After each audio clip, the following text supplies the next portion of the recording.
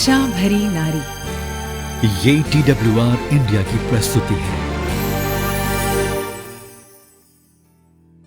आशा भरी नारी के एक और एपिसोड में आप सभी का स्वागत है। यदि आप एक महिला हैं तो समय आपके लिए है। हम आशा करते हैं कि हमारे द्वारा आपके लिए डिज़ाइन किया गया ये कार्यक्रम आपको पसंद आएगा। आप कुछ व्यवहारिक जानकारी, प्रेरक और उत्साहजनक बातचीत की प्रतीक्षा कर सकते हैं और हम आशा करते हैं कि आप संगीत का भी आनंद लेंगे। मैं हूँ वाणी और आज आपके साथ में एक विषय पर चर्चा करने जा रहे हूँ जिसका नाम है शारीरिक स्वास्थ्य और चंगाई। पिछले 2 सालों से हम कोरोना वायरस से जूझ रहे हैं। कई पाबंदियां लगी हुई हैं। ये भी अनिश्चित है कि हमारे शरीर अपनी रक्षा और विजयी होने में सक्षम हैं या नहीं। हम में से कई हैं परिवार के सदस्य और दोस्त जो प्रभावित हुए हैं, अस्पताल में भर्ती हुए हैं और कुछ जो कभी नहीं लौटे हैं। पिछले 2 वर्षों ने स्वस्थ रहने और मजबूत, चुस्त, कुशल और अच्छी तरह से काम करने वाली प्रणालियों के निर्माण पर ध्यान केंद्रित किया है। मैंने कुछ बेहतरीन स्वास्थ्यवर्धक रेसिपी सीखी हैं। मैं अपने शरीर को सक्रिय रखने के लिए अलग समय निकालती हूँ। मैंने अच्छे स्वास्थ्य और मजबूत फेफड़ों के लिए आभारी होना सीख लिया है।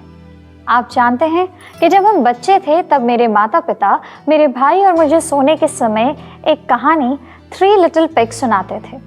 मुद्दे की बात यह है, क्या आपके जीवन की नींव पुआल, डंडों या ईंटों पर बनी है? क्या आप फिट हैं या आप ठीक हैं? आइए ईमानदारी से उत्तर दें। घर बनाना कठिन काम है। मुझे यकीन है कि जिन 2 सुअरों ने पुआल या लकड़ी से अपना घर बनाया है, उन्होंने भी कड़ी मेहनत की है। लेकिन जिस सुअर ने ईंटों से अपना घर बनाया था, उसने थोड़ी मेहनत की और होशियारी से जब भेड़िया आया और घर को उड़ाने की कोशिश की, तो एक मजबूत नींव के निर्माण में अतिरिक्त ध्यान ने उस सुअर को बचा लिया। एक मजबूत नींव संतुलन से शुरू होती है। यह इस समझ से शुरू होती है कि जीवन में सच्ची खुशी के लिए मेहनत लगती है, चाहे रास्ता कैसा भी हो।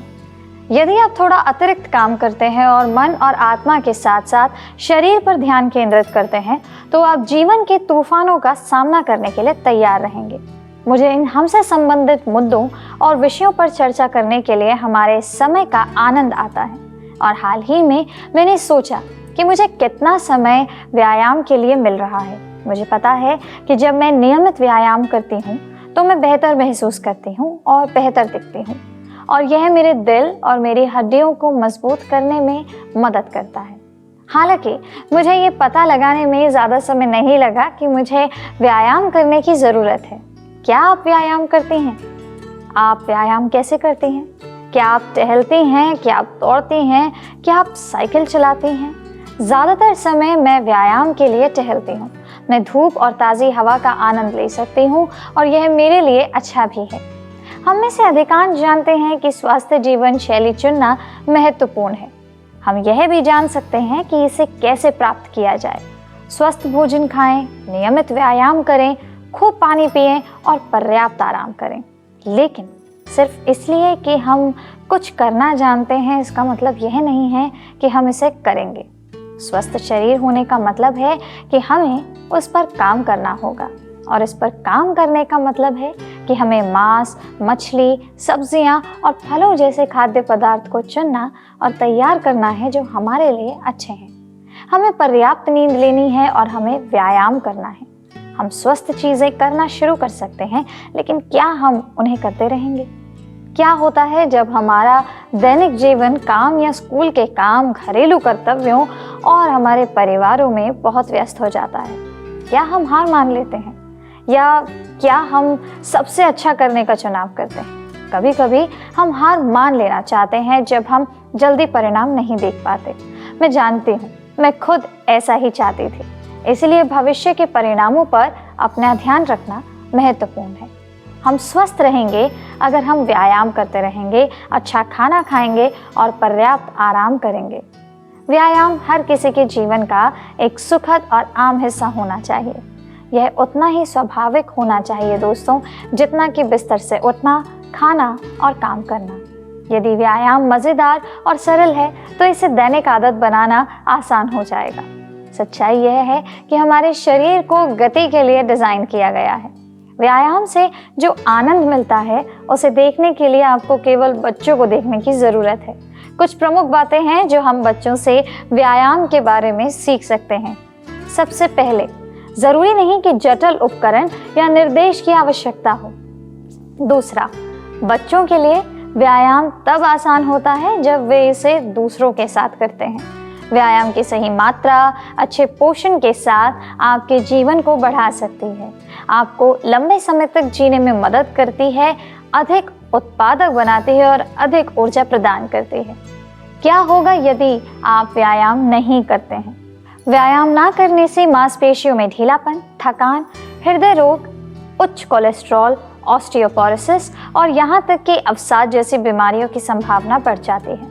अमेरिकन सर्जन जनरल का कहना है कि व्यायाम के बिना जीवन जीना आपके लिए उतना ही अस्वस्थ है जितना कि प्रतिदिन सिगरेट का एक पैकेट धूम्रपान करना। नियमित व्यायाम की कुंजी उन आदतों को विकसित करना है जिनका आप आनंद लेते हैं। इस तरह व्यायाम जीवन का एक तरीका बन जाता है और बच्चों में हम जो आनंदमय प्रतिक्रिया देखते हैं उसे लाने की क्षमता रखते हैं। आज हम में से उन लोगों के बारे में बात करना चाहते हैं जो बीमारी और दर्द के साथ जीते हैं। शायद तुम सारी उम्मीद खो चुकी हो, आप निराश महसूस करते हैं, शायद असहाय भी, लेकिन आप अकेली नहीं हैं। ऐसा लगता है कि आप जहां देखते हैं वहां लोग बीमारी से जूझ रहे हैं, चाहे वह एक लंबे समय से चल रही बीमारी हो, पुराना दर्द हो या यहाँ तक कि एक माइग्रेन भी हो। यह ठीक नहीं लगता। क्या आप परमेश्वर से पूछ रही हैं, क्या सचमुच ये मेरे लिए तुम्हारी योजना है? क्या होगा यदि मैं आपसे कहूँ कि परमेश्वर नहीं चाहते कि आप बीमार हो? कई मसीहों को सिखाया गया है कि उनके जीवन में जो कुछ भी होता है वह प्रभु की इच्छा से होता है। दूसरे शब्दों में, यदि एक व्यक्ति स्वस्थ है और दूसरा बीमार है, ये परमेश्वर की इच्छा है। लेकिन अगर आप बाइबल में देखें तो आप देखेंगे कि ये वास्तव में सच नहीं है। यूहन्ना 10:10 में यीशु कहते हैं, चोर चोरी करने, घात करने और नष्ट करने को आता है। मैं इसलिए आया हूँ कि वे जीवन पाएं और बहुतायत से पाएं। गौर करने वाली बात यह है दोस्तों कि यीशु इसलिए आए कि तुम जीवन पाओ, मैं जीवन पाऊं और बहुतायत से पाएं। यिर्मयाह 29:11 के बारे में क्या? क्योंकि यहोवा की यह वाणी है कि जो कल्पनाएं मैं तुम्हारे विषय करता हूँ उन्हें मैं जानता हूँ, वे हानि की नहीं वरन कुशल ही की हैं, और अंत में तुम्हारी आशा पूरी करूँगा। दुनिया में पाप के प्रभाव का मतलब है कि दर्द, पीड़ा, घृणा और मृत्यु। इसका अर्थ यह भी है दोस्तों कि ऐसी बीमारियां जो हमारे शरीर को तबाह कर देती हैं और हमारे जीवन को अस्त व्यस्त कर देती हैं। कुछ रोग दूसरों की तुलना में अधिक व्यापक होते हैं। कठिनाई और तनाव के समय व्यक्तिगत बीमारी के दौरान कई लोग उत्तर और शक्ति के लिए बाइबल की ओर मुड़ते हैं, लेकिन कभी कभी यह शोध किसी और सिद्धांतों को और अटकलों को भ्रमित पथ पर ले जा सकता है। ऐसे लोग हैं जो पेशेवर चिकित्सीय राय को परमेश्वर के वचन के ऊपर रखते हैं, और कुछ ऐसे भी हैं जो डॉक्टर के पास जाने से इनकार करते हैं क्योंकि उनका मानना है कि परमेश्वर चमत्कारी तरीके से उन्हें चंगा करेगा। अन्य लोग घबराएंगे क्योंकि एक वेबसाइट ने उन्हें बता दिया है कि उन्हें कैंसर है, जबकि अन्य लोग उनके स्वास्थ्य के बारे में अच्छी सलाह को बेशर्मी से अनदेखा कर देते हैं। कभी कभी भावनात्मक घाव शारीरिक चोटों या बीमारियों की तुलना में अधिक गहरे और अधिक दर्दनाक हो सकते हैं। माता पिता के प्यार की अनुपस्थिति, अस्वीकृति या विश्वासघात का दर्द, बलात्कार की भावनात्मक भयावहता या एक बच्चे, जीवन साथी या किसी ऐसे व्यक्ति को खोने का अकथनीय दुख जिससे आप बहुत प्यार करते हैं, यह सब लाइलाज लग सकता है। परमेश्वर ने हमें कभी भी इस तरह के दुख का अनुभव करने के लिए नहीं बनाया है दोस्तों। हमें परमेश्वर से प्रेम करने और पाप और रोग मुक्त स्वर्ग में हमेशा के लिए उसका आनंद लेने के लिए बनाया गया था। लेकिन पाप की एक अलग योजना थी। परमेश्वर जिसने स्वर्ग और पृथ्वी को बनाया और ग्रहों को गति दी, वह निश्चित रूप से हमारे कैंसर को भी मिटा सकता है, हमारी हड्डियों को फिर से संगठित कर सकता है या रक्त प्रवाह को बहाल कर सकता है। ठीक है, परमेश्वर चंगा कर सकता है और करता है, लेकिन कभी कभी वह लोगों को अपनी ओर खींचने के लिए बीमारी या देरी से ठीक होने का सहारा लेता है।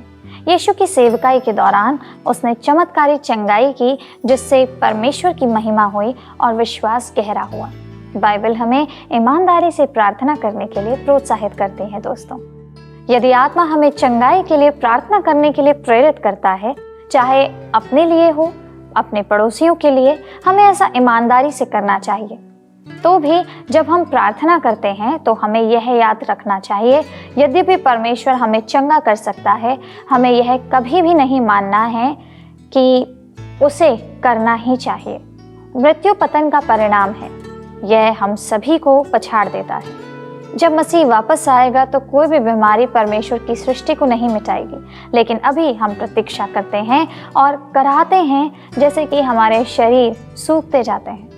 हम अपनी चंगाई को सबसे बड़ी भलाई मान सकते हैं, लेकिन परमेश्वर अपनी बुद्धि से बेहतर जानते हैं। बार बार दोस्तों, बाइबल ऐसे उदाहरणों को दर्शाती है जब परमेश्वर दुखों को तुरंत नहीं मिटाते, बल्कि भलाई के लिए उसे इस्तेमाल करते हैं। प्रेरित पौलुस ने अपनी शारीरिक पीड़ा के बारे में लिखा, मुझे शरीर में एक कांटा दिया गया। मैंने इस विषय में 3 बार यहोवा से विनती की कि वह मुझे छोड़ दे, लेकिन उसने मुझसे कहा, मेरा अनुग्रह तुम्हारे लिए पर्याप्त है, क्योंकि मेरी शक्ति निर्बलता में सिद्ध होती है। परमेश्वर ने चंगाई के लिए पौलुस की प्रार्थनाओं का उत्तर उसे चंगा करने के द्वारा नहीं दिया, बल्कि उसे उसकी महिमा के निकट लाने के लिए पौलुस की पीड़ा को एक माध्यम बना करके कार्य किया। यदि हम अपनी नश्वरता की वास्तविकता के बजाय केवल चंगाई पर अपना ध्यान लगाते हैं, तो हम उन उपचारों के पीछे भागते हैं या उन उपचारों के पीछे भागते रह सकते हैं जो ना केवल हमें बचाने में विफल होते हैं, बल्कि जो हमें सोचने, बातचीत करने और हमारे अंतिम दिनों में प्रार्थना करने की हमारी क्षमता को भी लूट लेते हैं। दोस्तों, सुसमाचार एक आशा प्रदान करता है। मसीह ने विजय प्राप्त कर ली है और उसके पुनरुत्थान के द्वारा मृत्यु ने अपना डंक खो दिया है। मृत्यु केवल एक क्षणिक सांस है, एक संक्रमण है, एक दिल की धड़कन है, इससे पहले कि हम अपने पुनर्जीवित प्रभु के साथ फिर से मिलें। जब जानलेवा बीमारी आती है, यदि आत्मा आपको प्रेरित करता है तो हर संभव चंगाई के लिए प्रार्थना करें, लेकिन यह भी प्रार्थना करें कि यदि इलाज परमेश्वर की इच्छा के अनुसार नहीं है, तो वह आपको और आपके प्रियजनों को शक्ति, स्पष्टता और समझ से परिपूर्ण करें। प्रार्थना करें कि वह हम सभी को शांति प्रदान करे, ताकि हम उससे निकल सकें। दर्द के माध्यम से, दुर्बलता के माध्यम से, तब जब भय से हम अपने घुटनों पर आकर स्वर्ग की ओर देखते हैं। प्रार्थना करें कि हम अपने दिलों में जान लें कि इस धरती पर हमारा अंत किसी भी तरह से नहीं है। मसीही जीवन की सबसे कठिन चुनौतियों में से एक है हमारी प्रार्थनाओं का जवाब देने के लिए परमेश्वर की प्रतीक्षा करना, खासकर तब जब हमें तत्काल ऐसी परिस्थिति में हस्तक्षेप करने की आवश्यकता होती है जो हमारे दिल को तोड़ रही है, हमारे विश्वास की परीक्षा ले रही है और हमें शांति और आनंद से वंचित कर रही है। यह याद करने का समय है कि परमेश्वर आपसे और उनसे कितना प्रेम करता है जिनके लिए आप प्रार्थना कर रहे हैं। दोस्तों, परमेश्वर का प्रेम सभी आशाओं का मूल स्रोत है और हम जब किसी से सच्चा प्रेम करते हैं तो हम उसके लिए कुछ भी करेंगे। इस तरह परमेश्वर हमारी परवाह करते हैं। मनुष्य उसकी छवि में बनाया गया है, जिसका अर्थ है हम उससे प्यार करने और करुणा महसूस करने की क्षमता प्राप्त करते हैं। मत्ती 7:9-11 में लिखा है, और हम पढ़ते हैं कि परमेश्वर हमें अच्छी वस्तुएं देना चाहते हैं, इसलिए हम आश्वस्त हो सकते हैं कि जब हम प्रार्थना करते हैं परमेश्वर हमारी सुनते हैं और हमारे लिए, जिन्हें हम प्यार करते हैं और उनकी सारी सृष्टि के लिए अच्छी चीज़ें चाहते हैं। दोस्तों, याद रखें कि अतीत में परमेश्वर आपके प्रति कितने वफादार रहे हैं। विश्वास एक जीवित अभिव्यक्ति है जो तब बढ़ती है जब हम इसे क्रियान्वित करने का साहस करते हैं। इसलिए यदि हम उन सभी चमत्कारी तरीकों को याद करने के लिए समय निकालें जिसके द्वारा उन्होंने हमारी प्रार्थनाओं का उत्तर दिया है, तो हम भविष्य के लिए नया साहस और आशा पाएंगे और हमारा विश्वास बढ़ेगा। परमेश्वर के वचन में प्रतिज्ञाओं के अनुसार प्रार्थना करें। पवित्र शास्त्र हमें हमारे चमत्कार का दावा करने का अधिकार देता है, चाहे वह शारीरिक चंगाई हो, किसी मित्र या प्रियजन के साथ मेल मिलाप हो, वित्तीय प्रावधान हो, कार्यस्थल पर ज्ञान हो, यहाँ तक कि विश्व शांति जैसे असंभव प्रतीत होने वाली कोई चीज़ क्यों ना हो। कल्पना की जाने वाली हर परिस्थिति के लिए बाइबल में एक प्रतिज्ञा है। इब्रानियों 4:12 हमें बताता है कि परमेश्वर का वचन जीवित और सक्रिय है, इसलिए परमेश्वर के शब्दों को उसके अनुग्रह के सिंहासन के सामने आपका तर्क होने दें। अगर आप नहीं जानते कि क्या प्रार्थना करनी है तो कोई बात नहीं। जब मैं प्रार्थना करती हूँ तो मेरी सबसे बड़ी निराशा यही होती है कि मैं समस्या समझ सकती हूँ, लेकिन मुझे नहीं पता कि वो ठीक कैसे किया जाए। इसलिए मैं अनिश्चित हूँ कि प्रार्थना कैसे करूँ। तब मैं रोमियो 8:26 का दावा करती हूँ, जो कहता है, इस रीति से आत्मा भी हमारी दुर्बलता में सहायता करता है, क्योंकि हम नहीं जानते कि प्रार्थना किस रीति से करना चाहिए, परंतु आत्मा आप ही ऐसी आहें भर भर कर जो बयां से बाहर है हमारे लिए विनती करता है। परमेश्वर को हमारे हृदयों को जानने के लिए हमारे शब्दों की आवश्यकता नहीं है दोस्तों, और वह हमारे अनकहे अनुरोधों को उत्तर देने के लिए भी विश्वास योग्य है। दूसरों को अपने साथ प्रार्थना करने के लिए आमंत्रित करना एक अच्छी बात है। हम सभी ऐसे समय से गुजरते हैं जब हम प्रार्थना करने के लिए बहुत थके हुए या निराश होते हैं, और हमें समर्थन के लिए दूसरों के साथ आने की आवश्यकता होती है। यहाँ तक कि मूसा को, जिसने इजरायलियों को मिस्र से बाहर निकाला था, अपने मित्रों से थोड़ी सहायता की आवश्यकता थी। निर्गमन 17 हमें उस समय के बारे में बताता है जब इजरायली एक महान युद्ध में थे। जब तक मूसा उसके हाथ उठाए रहा वो जीतते रहे, लेकिन जब उसने उन्हें नीचे किया तब वो हारने लगे। पद 12 हमें बताता है कि जब मूसा के हाथ थक गए तो हारून और हूर उसके बैठने के लिए एक पत्थर लाए, और वे उसके पास खड़े हुए और एक एक हाथ थामे रहे। हम सभी को अपने जीवन में हारून और हूर जैसे लोगों की आवश्यकता होती है दोस्तों। मेरी मित्र के परिवार ने 15 साल तक प्रार्थना की, इससे पहले कि वो किसी प्रियजन को मादक पदार्थों की लत से मुक्त होते देखते। और मुझे कहना होगा कि कई बार मैंने उसे फर्श पर लेट लेट करके प्रार्थना करते और अपने आंसुओं से परमेश्वर से बात करते देखा है। जब वो ऐसा नहीं कर पाती थी तो उसे प्रार्थना करने के लिए भरोसेमंद दोस्तों की ज़रूरत थी, और हम सब ने मिलकर लड़ाई लड़ी और उसे जीते भी। प्रभु की इच्छा के प्रति समर्पण करने से आपको शांति मिलेगी। जब हमें लगता है कि हमारा आध्यात्मिक जीवन धूमिल होने लगा है तो यह प्रभु के सामने आने का समय हो सकता है, ना कि हार मानने का।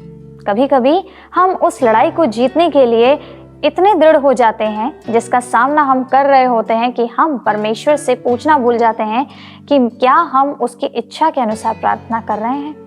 दूसरा कुरिन्थियों 12:6-8 में पौलुस हमें परमेश्वर की योजना के प्रति इस प्रकार के आत्मिक समर्पण का एक महान उदाहरण देता है। 3 बार उसने शरीर में कांटे के बारे में प्रार्थना की जिसने उसे परेशान किया। परमेश्वर ने अंततः उत्तर दिया, यह कहते हुए कि उसका अनुग्रह पर्याप्त है और यह कमजोरी प्रेरित के पास रही। इसने उसे यह पहुंचाने की स्थिति में पहुंचा दिया कि परमेश्वर की शक्ति हमारी कमजोरियों के माध्यम से कार्य करती है। मुझे यह स्वीकार करना होगा कि कई बार मुझे एहसास हुआ है कि जब मैं अपनी प्रार्थनाओं का जवाब देने के लिए परमेश्वर की प्रतीक्षा कर रही थी तो वह प्रतीक्षा कर रहे थे कि मैं उनकी इच्छा के लिए राजी हो जाऊं। प्रभु की आराधना के लिए समय निकालें।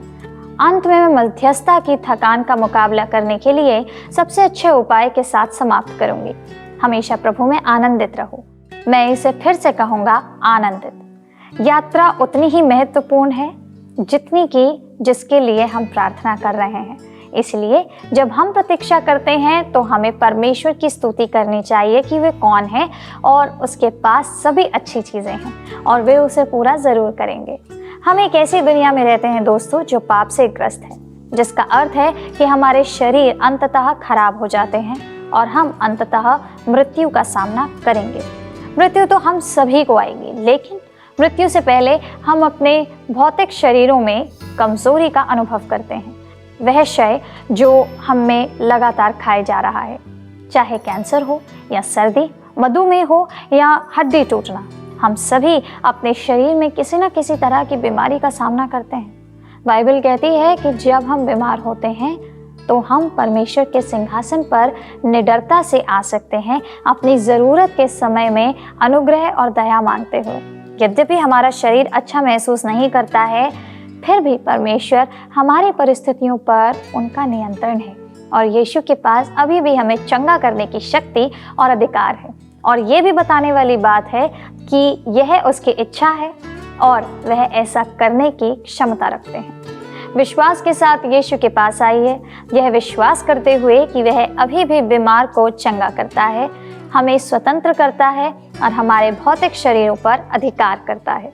हम सब अंततः मर जाएंगे, लेकिन इसका मतलब यह नहीं है दोस्तों कि आज यीशु को अपने शरीर को ठीक करने में कोई दिलचस्पी नहीं है। अपने जीवन में चंगाई लाने के लिए आत्मविश्वास से उसको पुकारें। आइए हम प्रार्थना करें।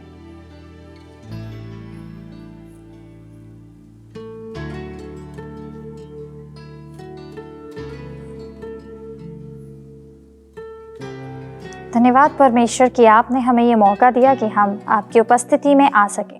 परमेश्वर, आज के इस दिन में हम धन्यवाद करते हैं कि आपके वचन के द्वारा आपने हमें एक और चरण में ये सिखाया कि बीमारी और उसके पीछे की योजना कई बारी आपकी महिमा को बढ़ाने के लिए भी होती है।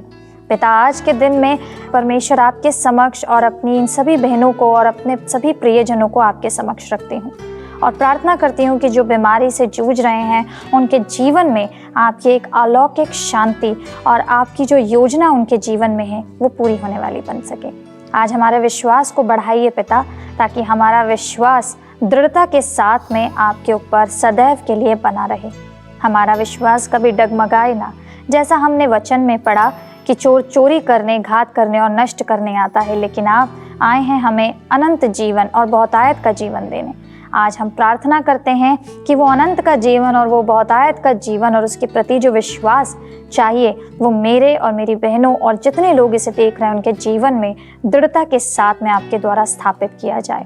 पिता, हम हर प्रकार की बीमारी के ऊपर आज आपकी शक्ति का और आपके अनुग्रह का वर्णन करते हुए उस शक्ति को और उस अनुग्रह को प्रार्थना में मांगते हैं। प्रभु, आपसे प्रार्थना करते हैं कि आप अपनी अलौकिक शांति से हमारे जीवन को भरिए, उस निडरता से हमारे जीवन को भरिए जिसके द्वारा हम हमेशा आपके प्रति विश्वास में पल प्रतिपल बढ़ते चले जाएं। एक बार फिर से सुनने वालों को, देखने वालों को आशीषित करिए। इस सभी प्रार्थना को मैं यीशु के नाम से मांगती हूँ, आमीन।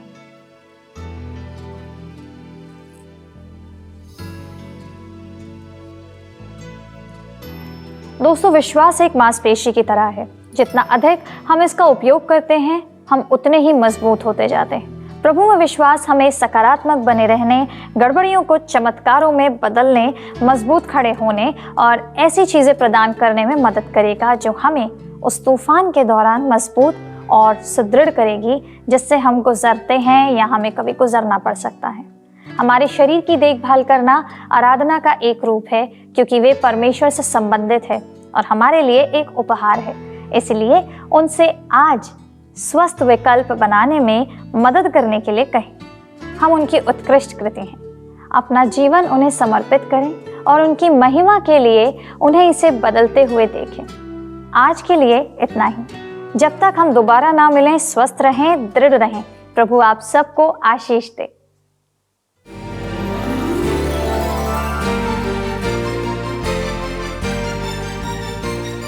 आशा भरी नारी, ये TWR इंडिया की प्रस्तुति है।